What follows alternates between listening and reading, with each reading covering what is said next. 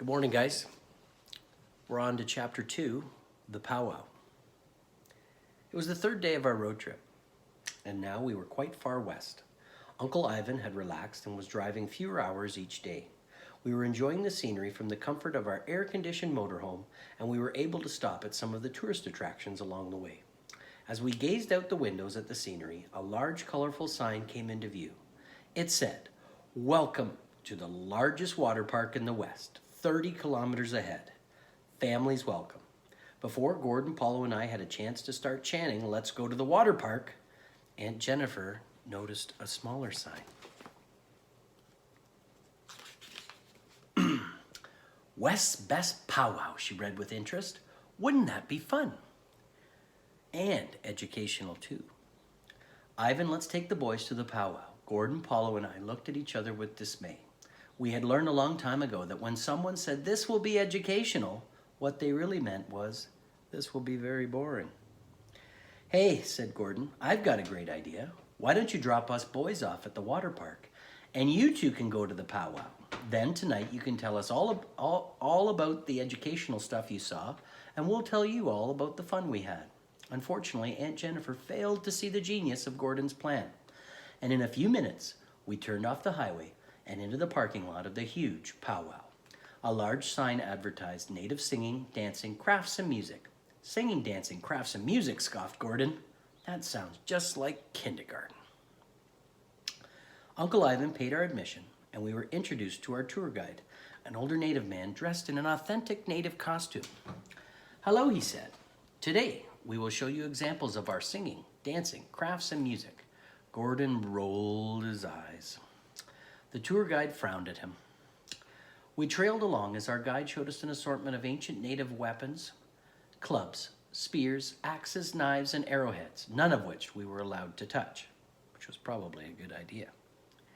Next, we went into a large teepee that was filled with crafts. Aunt Jennifer oohed and awed over the beaded moccasins, the dream catchers, and the brightly colored jewelry. Gordon sighed heavily. Then we were led into a tent where natives in full traditional costume danced to the beat of a large drum. "That's kind of cool," I said. "Yeah, almost as much fun as the largest water park in the West," said Gordon sarcastically. Our native guide glared at Gordon and led us to the next attraction. Every time we were shown something new, Gordon found something negative to say about it, and he continued to drop hints about the water park. I'll admit, the water park sounded a lot more fun, but the powwow wasn't that bad. After several hours at the powwow, we finally came to the end of our tour. "Now," said our guide, "I don't usually show tourists this last attraction, but I can tell that some of you weren't impressed with our powwow." He glanced over at Gordon. "So I'm going to show you one of our most important ancient artifacts. Please come with me."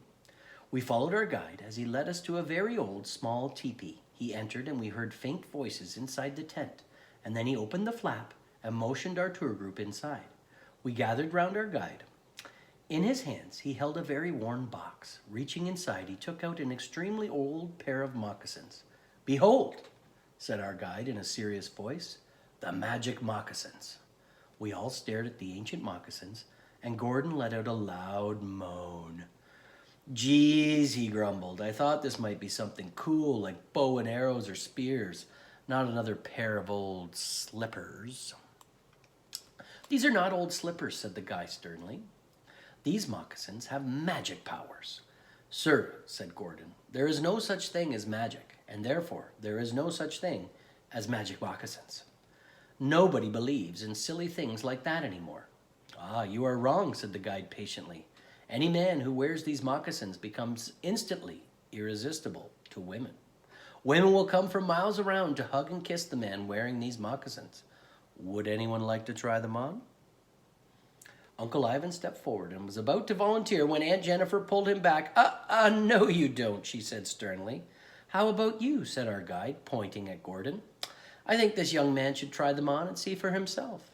Perhaps he will learn not to make fun of our customs and beliefs." "Those moccasins are not magic," insisted Gordon.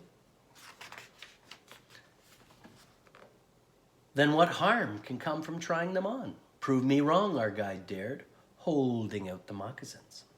Okay, sighed Gordon, but don't blame me when nothing happens. Paulo and I edged closer as Gordon took off his running shoes and slipped into the old moccasins. He stood up and looked at our guide. See, he said, I told you nothing would happen. Where are all these kissing and hugging women? The old man held up his hand. Just wait, he said quietly. And then it happened. We heard the sound of hundreds of feet pounding on the ground. Like a sudden stampede, it grew closer. The guide lifted up the tent flap, and we could see hundreds of men running towards us, their arms outstretched and their lips puckered.